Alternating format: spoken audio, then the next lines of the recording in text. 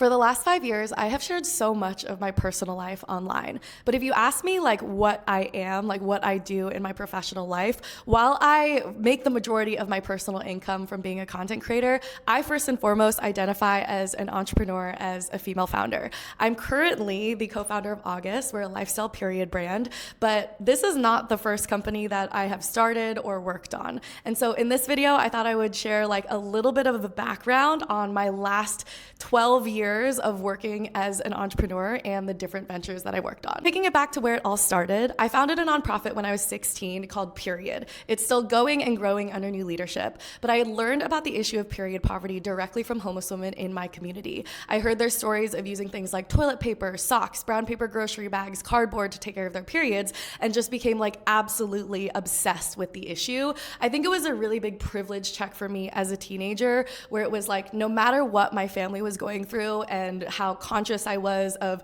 the money or lack thereof of what I felt like we had, I never had to use things like trash to take care of my period.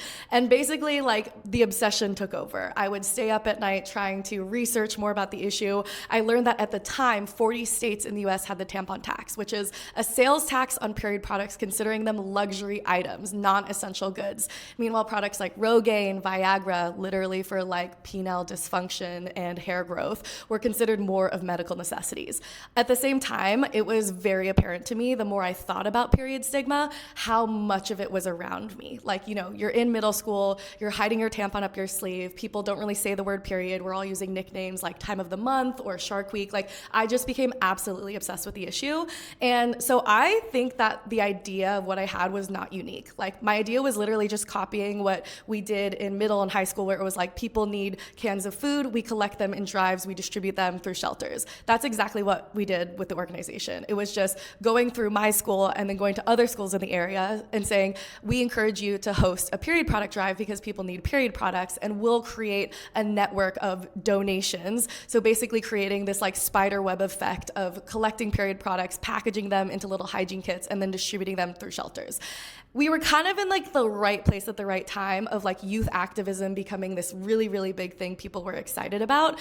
And so within like 6 months, we had written everything we did in our area into a Google Doc, and we started distributing it as like our chapter toolkit, and we started a chapter network. I think that one of the best things that enabled me to grow the organization was like being a young person who was living and breathing on social media. I did not consider myself a content creator. I don't even think content creator was like a term people were using at the time. I just used literally Facebook and Instagram as the free tool that we had to collect donations,